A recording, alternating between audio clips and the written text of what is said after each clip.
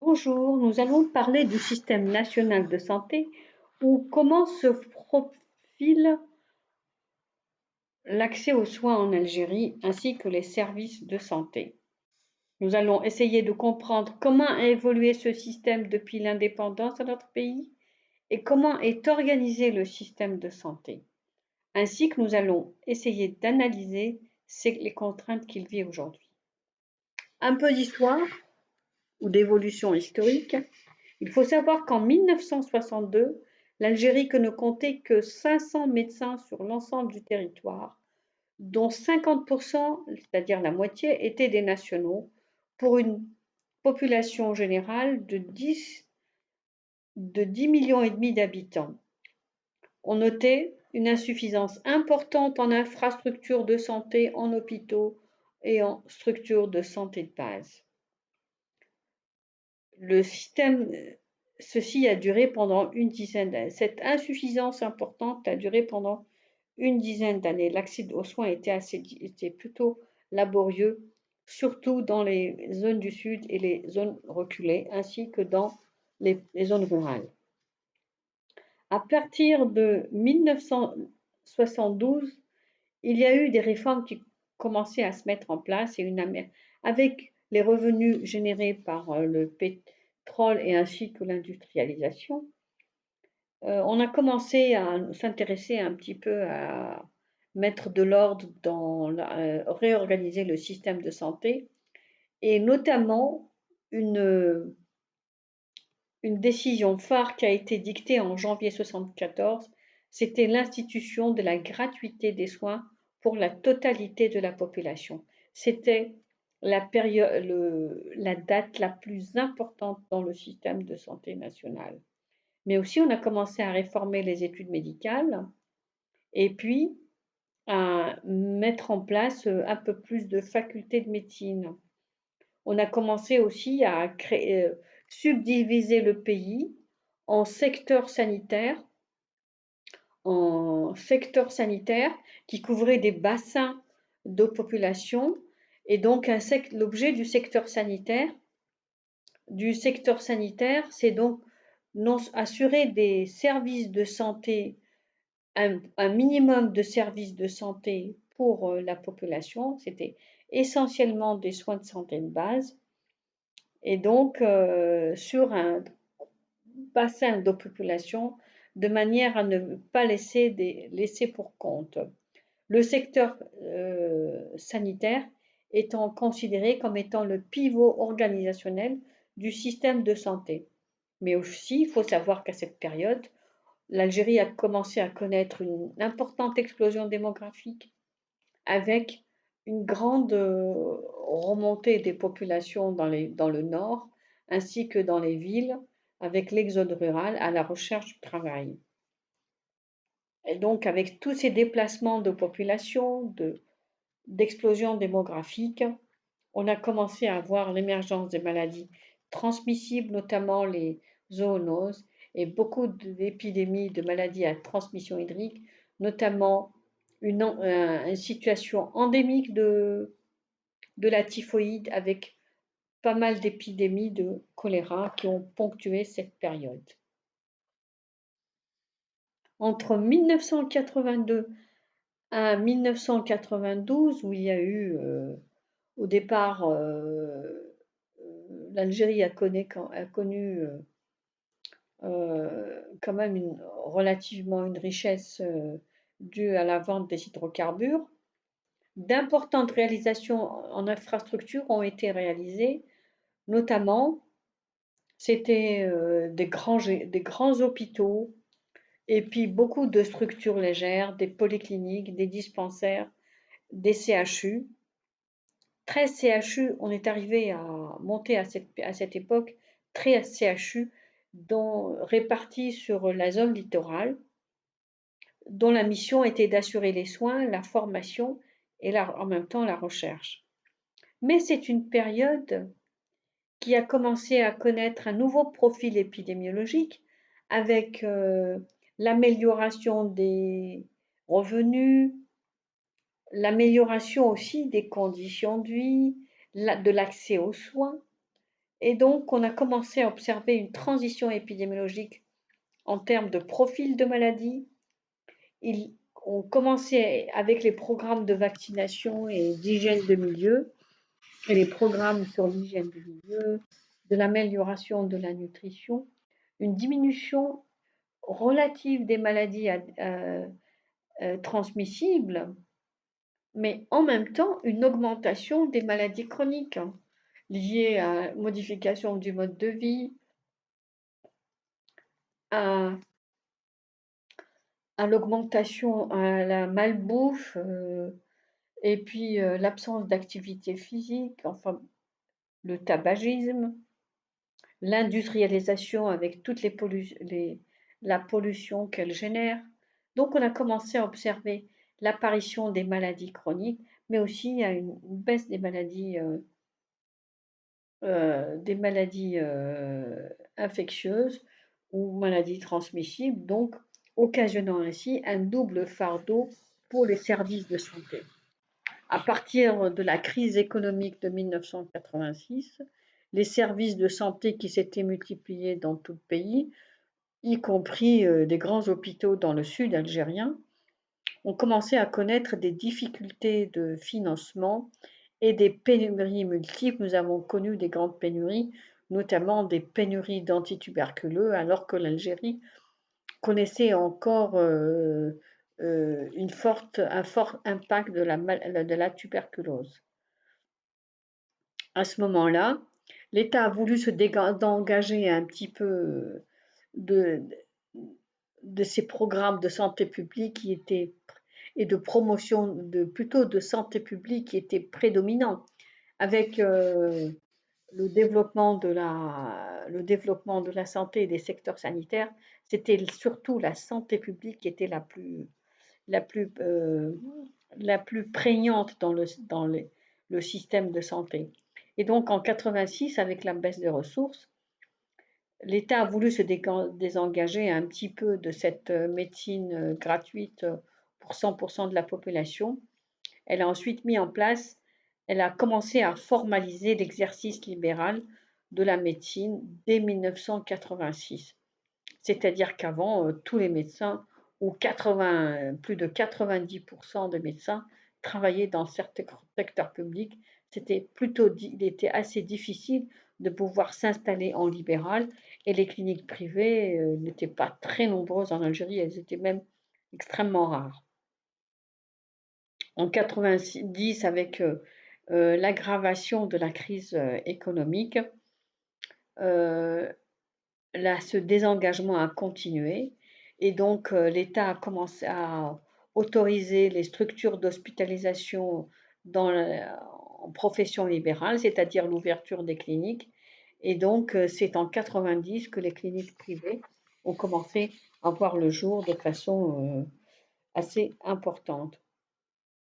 Mais comme on connaissait une période politique un petit peu différente, on est passé de la fin du monopole de l'État sur l'ensemble des domaines et qu'on allait vers une économie de marché. Et donc cette période-là a connu aussi la fin du monopole de l'État sur le commerce extérieur et l'activité pharmaceutique. On a libéralisé l'importation des médicaments ainsi que l'activité pharmaceutique qui étaient tous sous la dominante des pharmes de l'État. Donc l'importation et la commercialisation ne se faisaient que par le biais des pharmes, c'est-à-dire des sociétés nationales du médicament. Donc c'est la crise économique qui a changé le tournant du système de santé en Algérie, d'un système du monopole de l'État avec la gratuité des soins pour l'ensemble de la population. On est passé à un, un autre rythme, c'est-à-dire de plus en plus de libéralisation des services de santé. De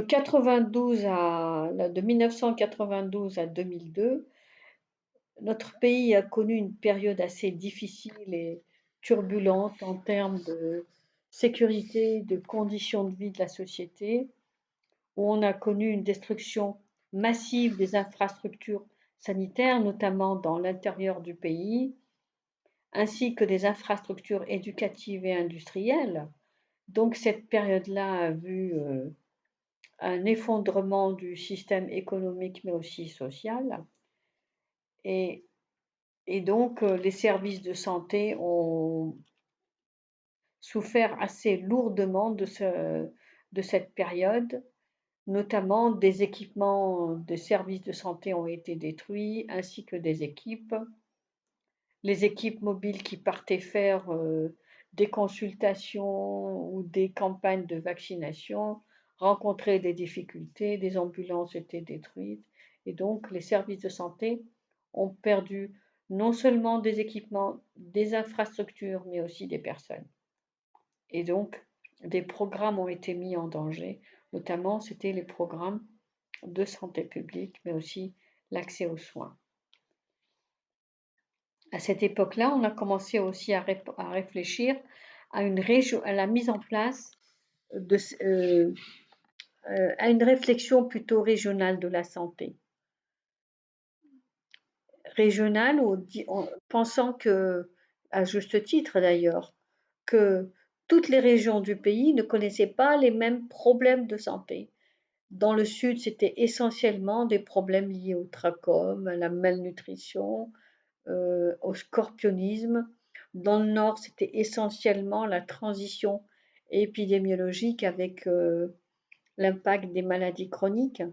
Et donc, on a pensé qu'il valait mieux ne plus réfléchir euh, dans un cadre national, mais plutôt que chaque région, qu'elle formalise ses programmes de santé les plus adaptés à la population et au profil épidémiologique.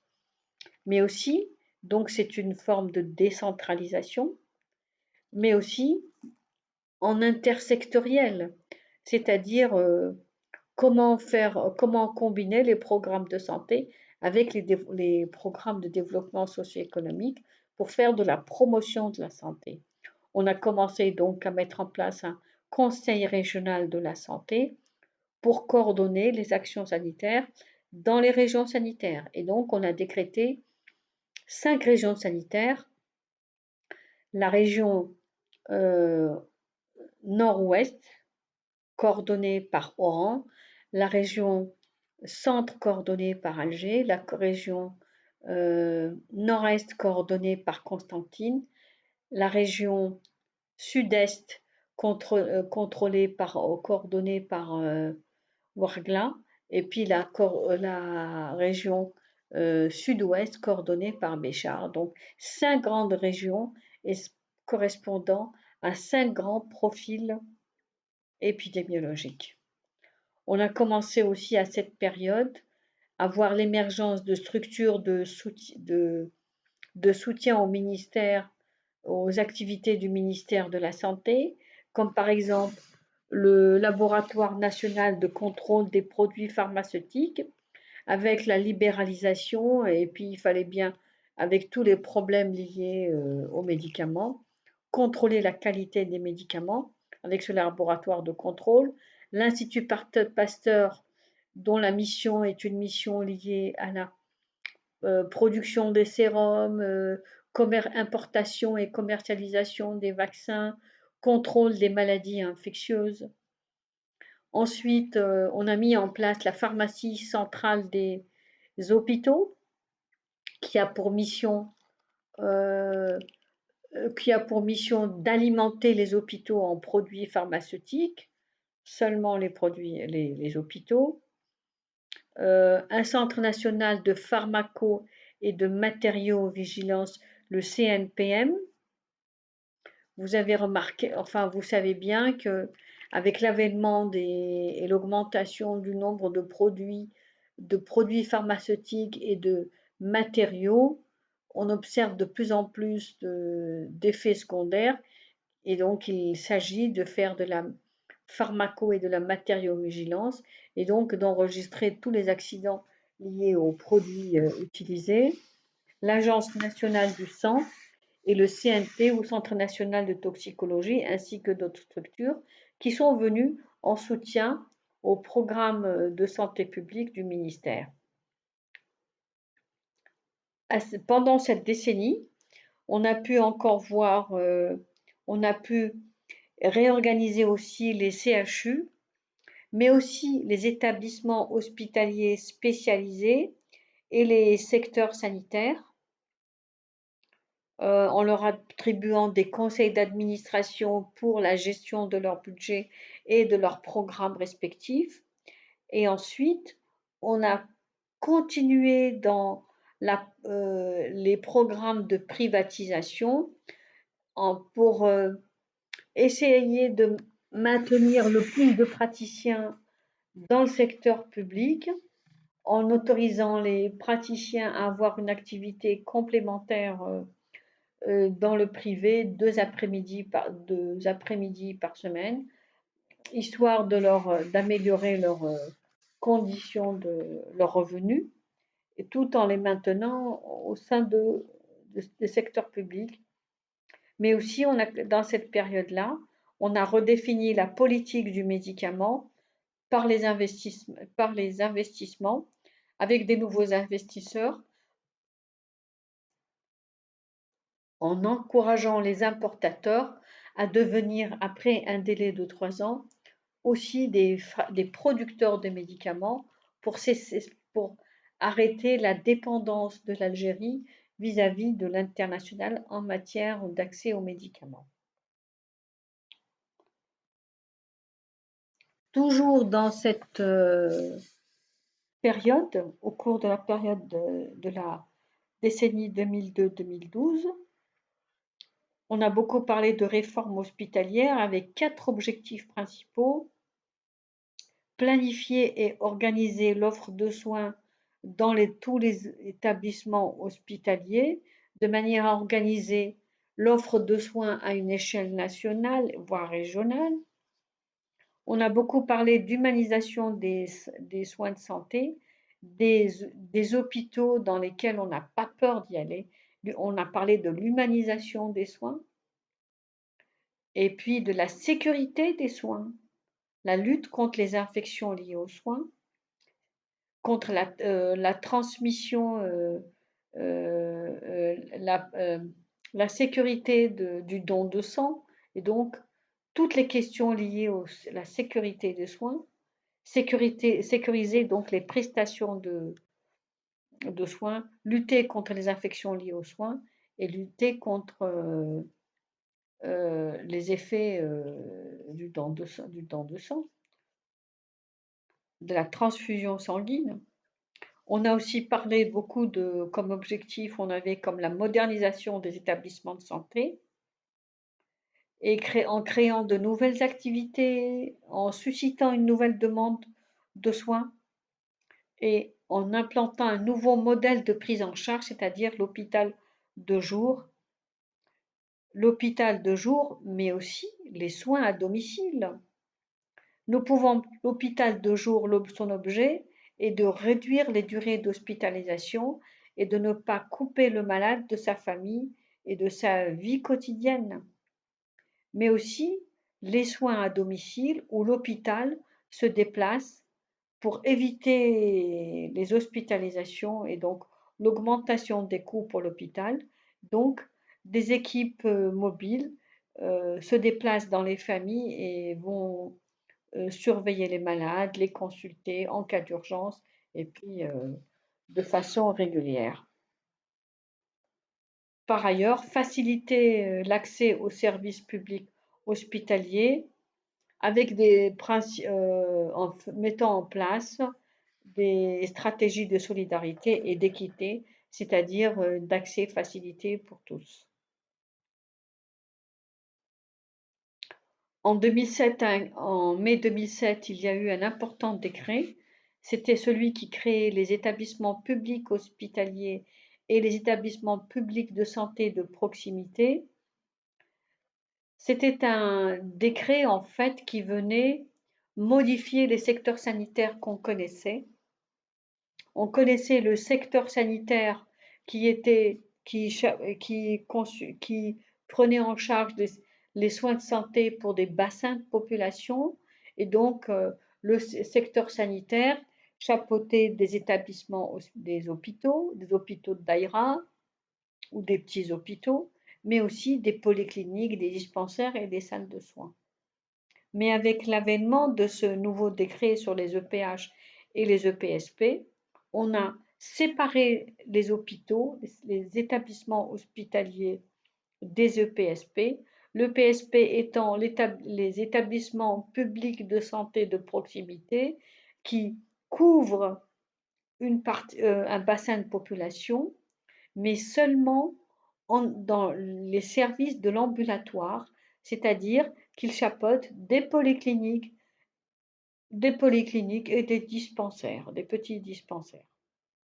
Et donc, les établissements hospitaliers, les établissements publics hospitaliers ou EPH sont devenus complètement séparés des EPSP. En fait, on a complètement divisé le secteur sanitaire en EPSP, c'est donc soins de proximité, et puis établissement hospitalier. L'EPSP n'étant chargé que des soins de santé de base, l'ensemble des soins de santé de base, le secteur sanitaire est donc disparu, et donc l'EPSP a regroupé toutes les structures extra-hospitalières, et donc on a investi beaucoup de 244 milliards de dinars d'investissement pour réaliser 800 infrastructures hospitalières de proximité, c'est-à-dire 800 petits hôpitaux sur l'ensemble du territoire. On a multiplié à ce moment-là les services d'hospitalisation, comme vous pouvez le voir.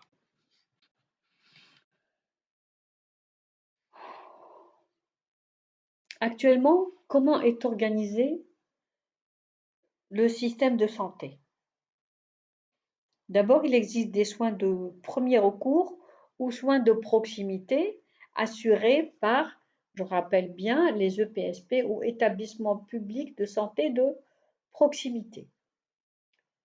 Et donc, les structures de santé sont en charge de la santé de la population à un niveau de quartier urbain, voire de commune. Les soins sont supportés par des polycliniques, des salles de soins, des cabinets médicaux et même des cabinets dentaires en exercice libéral, considérant qu'il existe une interaction entre le secteur public et le secteur sans être une interaction, que la santé de la population est prise en charge par les deux secteurs, les deux segments libéral et public. Quels sont les soins de santé? C'est un paquet minimum. C'est les soins de santé de base, c'est-à-dire des consultations de médecine générale, les soins dentaires, les soins de la mère et de l'enfant, les soins infirmiers, les explorations, l'éducation sanitaire, toutes les activités de prévention, surveillance des grossesses, dépistage du cancer du sein, vaccination, et les urgences de premier recours. Les urgences à un niveau de polyclinique, hein, vous avez les points de garde. Ensuite, les soins de deuxième recours qui sont réalisés dans les établissements hospitaliers, établissements publics hospitaliers de daïra, et donc il ne s'agit que d'hospitalisation. Donc les EPH sont à un niveau de daïra ou alors couvrent plusieurs daïras. Soit que vous avez un service, les services sont au minimum. Il s'agit de services de médecine interne, de pédiatrie, des urgences médico-chirurgicales, de l'imagerie médicale, de l'unité dentaire, de chirurgie générale, d'obstétrique, c'est-à-dire d'accouchement, de laboratoire de biologie et de pharmacie. Et puis, vous avez un deuxième niveau d'établissement public hospitalier, c'est ceux qui couvrent la wilaya, Les services disponibles sont plus nombreux, anesthésie, réanimation, cardiologie, enfin les services cliniques, l'oncologie, de l'épidémio et de l'endocrinologie. J'attire votre attention que quand on avait des secteurs, quand il y avait des secteurs sanitaires, quand, le, quand on avait des secteurs sanitaires, le secteur sanitaire couvrait soit une commune, soit une commune, soit plusieurs communes. Alors, ça dépendait de sa taille. Je reviens à l'organisation actuelle du système. On a parlé des soins de deuxième recours. Maintenant, nous allons parler des soins du troisième recours. Les soins troisième recours, c'est de dire les soins spécialisés ou hautement spécialisés qui sont fournis par un EPH de wilaya considéré comme étant un pôle régional. Alors, il va assurer des soins de chirurgie cardiaque, chirurgie plastique, chirurgie thoracique, chirurgie vasculaire et urologie. Ce sont des services de chirurgie spécialisés, mais aussi il va assurer de la médecine nucléaire, de la radiothérapie, des soins aux grands brûlés, des activités des explorations d'immunologie, de centres d'oncologie, centres anticancer et des services de gastroentérologie. Ce sont ici les soins de troisième recours. En fait, comment est aujourd'hui organisé le système? Il est organisé de façon pyramidale à l'échelle du quartier À l'échelle du quartier urbain ou de la petite commune, vous avez le PSP, donc l'établissement public de santé de proximité qui va assurer des soins de santé de base et des activités de prévention, à savoir de la vaccination, surveillance des grossesses, planning familial, dépistage du cancer du sein, dépistage du cancer du col, nutrition, lutte contre la diarrhée, voilà les activités de prévention, lutte contre les maladies à transmission hydrique. Et donc ces activités seront assurées par des polycliniques, des salles de soins et des cabinets libéraux de médecine et de chirurgie dentaire. Tous ces soins sont assurés en ambulatoire. Ensuite, un niveau supérieur, c'est-à-dire un niveau de daïra, voire un niveau de wilaya, s'il s'agit d'une grande daïra ou d'une petite wilaya. Il s'agit d'établissements publics hospitaliers qui vont assurer des services d'hospitalisation avec des niveaux de complexité différents comme on a vu précédemment. Et ensuite, il y a le troisième niveau qui assure les soins très spécialisés. Il s'agit des 13 CHU, il s'agit de centres hospitalo-universitaires qui assurent. Ensuite, vous avez un seul établissement hospitalier universitaire qui est basé à Oran, et puis des EHS, des établissements hospitaliers spécialisés, comme par exemple les établissements hospitalisés spécialisés en pédiatrie, en psychiatrie, en ophtalmologie, en oncologie. Il existe plusieurs types d'établissements hospitaliers spécialisés, soit concernant des organes ou concernant des groupes, par exemple la pédiatrie, Donc, il existe quelques EHS spécialisés en pédiatrie. Alors, ces établissements spécialisés, EHS, EHU et CHU, agissent soit à un niveau national, quand ils sont spécialisés pour certaines choses de pointe, soit qu'ils agissent à un niveau régional. Ils assurent en tout cas tous les trois des missions, tous, ils assurent tous les trois des missions de soins, de formation médicale et paramédicale, mais aussi de la recherche. Dans tous les autres, les EPSP et les EPH, on assure aussi, bien sûr, les soins, c'est leur première mission, la formation des paramédicaux et, et la formation des paramédicaux. Accessoirement, on peut envoyer des médecins en formation. Et en fait, essentiellement, les médecins sont formés au niveau des soins du troisième recours et les missions de recherche sont effectuées au sommet de la pyramide. Alors, que peut-on que peut-on tirer comme conclusion sur l'actuel système de santé en Algérie? C'est que aujourd'hui, les EPSP n'arrivent pas à répondre aux besoins en soins de santé de base à la population. Ils ne sont pas toujours pourvus des spécialités qui permettent un accès facilité à la population en termes de cardiologie, de dermatologie, de diabétologie, de pédiatrie, n'ont pas l'encadrement suffisant, les bilans, les explorations suffisantes pour assurer les soins de santé, ces soins de santé de base à la population. Mais aussi, ils n'ont pas toujours les moyens d'assurer les activités de prévention.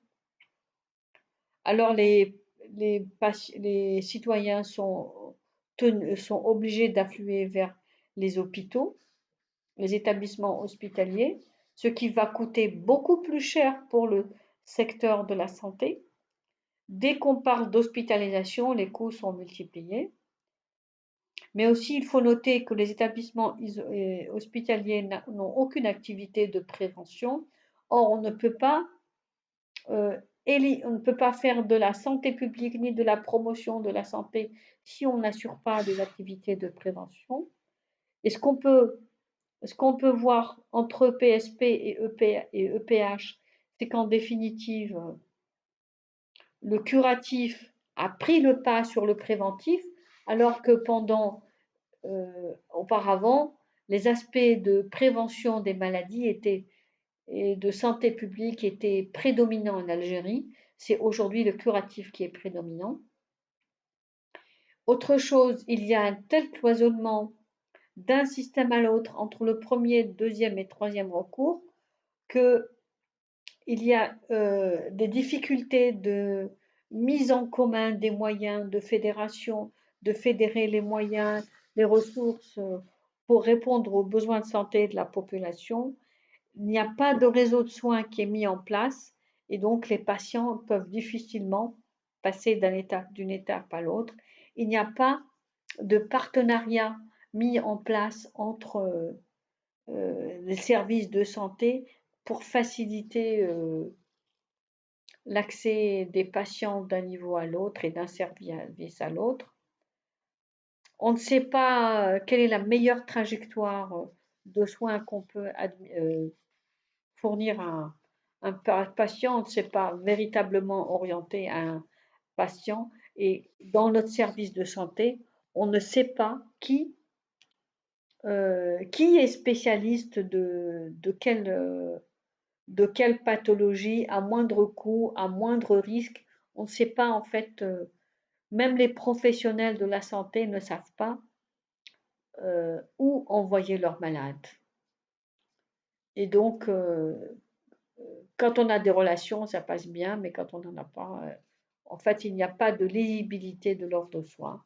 Il n'y a pas un répertoire des services de santé qui sont, euh, euh, qui sont excellents pour la prise en charge de telle ou telle pathologie, à moindre coût et à moindre risque.